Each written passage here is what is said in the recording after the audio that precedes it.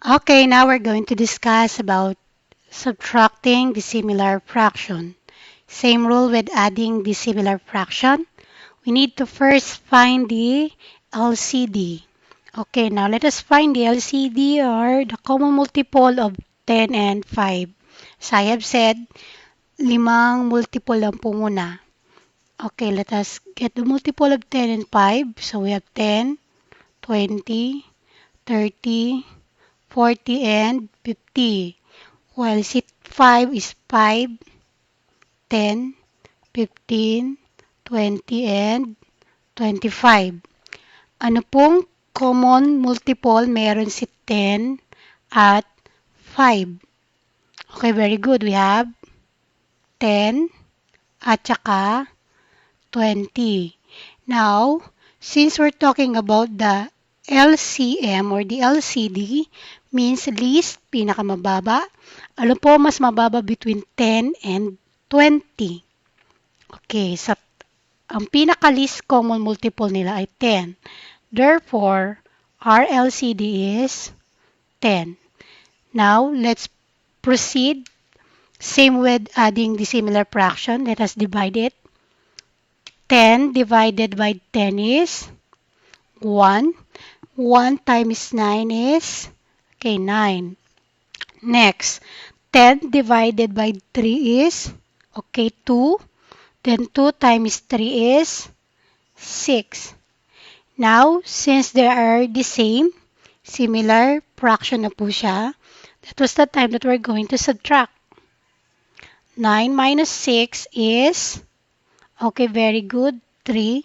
Then, anong gagawin sa denominator? Okay, very good. Copy the denominator because they are now similar. Now, check our answer. Our answer is 3 over 10. May common number po ba na pwede pang i-reduce ang answer natin into lowest term? Okay, wala na. Kasi nga po, yung 3 ay prime number na. Okay, so therefore, our answer is 3 over 10. Kung meron pang number na pwedeng i-divide, then ilo-lowest term pa natin siya. Pero pag wala na po, yun na ang ating sagot. Let us have example number 2.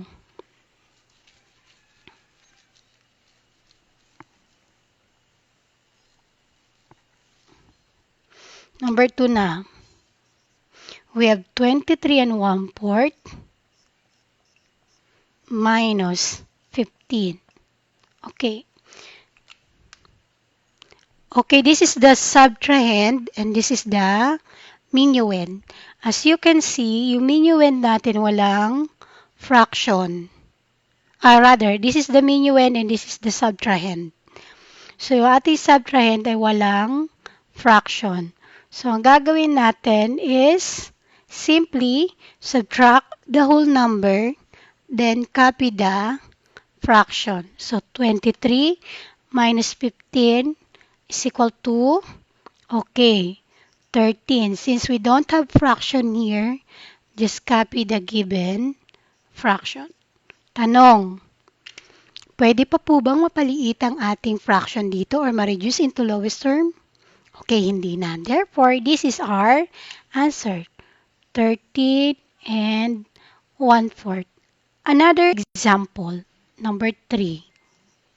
We have 30 minus 18 and 2/3. Kung kanina,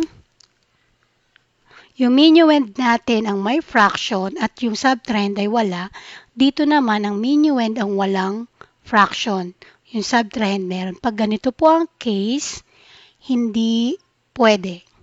Ang gagawin natin, i-rename natin ang whole number into fraction. Paano gagawin natin doon?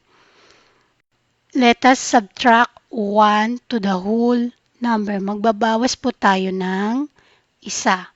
So, magiging 30 minus 1 is, okay, 29.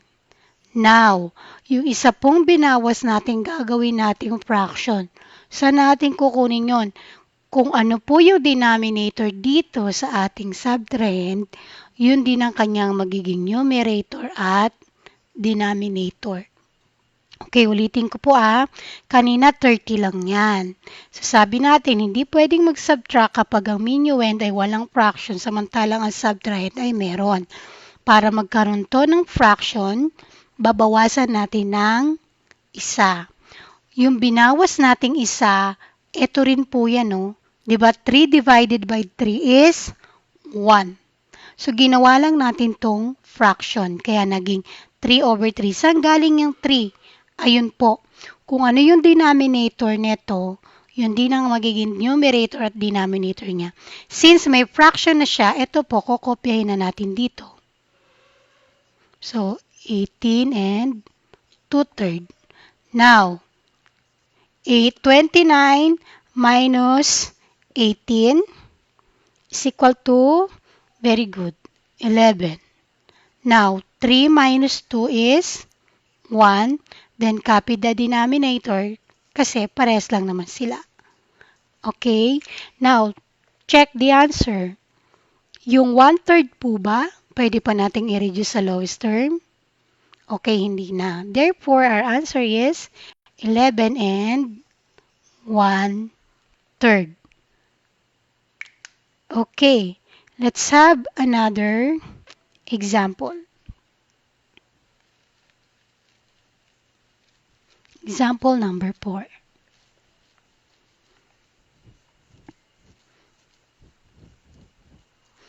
Pag masyado pong mabilis ang explanation ko, pwede nyo pong i-rewind para na sa ganon ay mag-gets nyo yung topic. Okay, example number 4. We have 87 and 3/5 minus 78 and 3/4. Okay, let's get the LCD of 5 and 4. Dito tayo magsulat. So, yung multiple ng 5 at saka 4. So, we have 5, 10, 15, 20, and 25. Kay 4 naman po ay 4, 8, 12, 16, and 20. Now, in this given multiple, ano po yung common number nila? Okay, very good. We have 20. Meron pa po ba? Okay, wala na. So, therefore, our LCD is 20. Same process, let us divide. 20 divided by 5 is, okay, we have 4. Then 4 times 3 is, okay, we have 12. Next, 20 divided by 4 is, very good, 5. Liliitan ko lang po 5 times 3 is, okay, 15. Now, let's copy the whole number.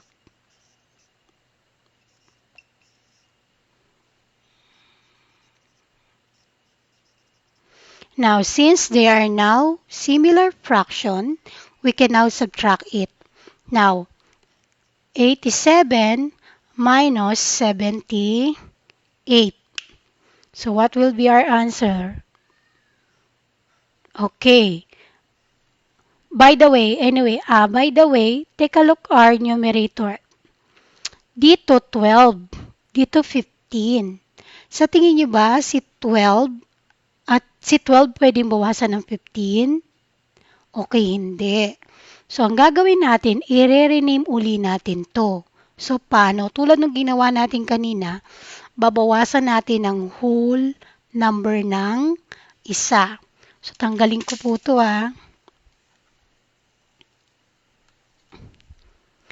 Since yung ating numerator ay hindi pwedeng isubtract, kaya magre-regroup tayo. Si 87, babawasan natin ng 1. So, 87 minus 1 is equal to 86. Ngayon, yung 1 natin, di ba, anong gagawin ko? Gagawin fraction. Kanino tayo magbe-base? Ayun, sa denominator. Therefore, yung 1 niya magiging 20 over 20. And then, i-plus natin tong 12. Total, 20 rin naman yan Ay, sorry, 12 pala. Now, we have 80, wait, i-clear natin. Ulitin natin ha. Okay, we have 87 minus 1 is what? It is 86. Dito ko na lang ilagay. Then, as I have said, yung 1 gagawin natin fraction. Paano yon? Kung ano yung denominator, yun din ang kanya magiging numerator at denominator. Now, since we have fraction here, 12 over 20, ipa-plus natin yun dito. So, dito na lang natin ilagay yung plus 12 kasi common denominator naman sila, di ba? Pag common denominator, ikakopy lang. So, magiging sagot ay 86. 20 plus 12 is 32. Then, copy the denominator. Now, then copy natin to ngayon. Minus 78 over and 15 over 20. Check natin ngayon ang ating fraction.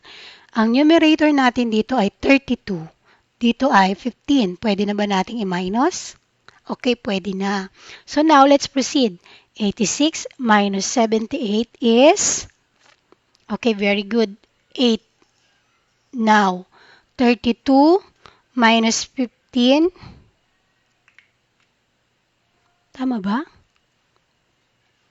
Okay, 32 minus 15 is, what is 17 over 20.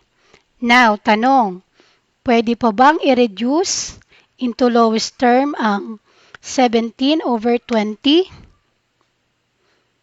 Hindi na. Therefore, our answer is 8 and 17 over 20. Clear? Okay. Once again, as I have always said, pag may nalilito pong part, message nyo lang po ako. And then, try natin na masagot. Basta po on time lang na po. Thank you.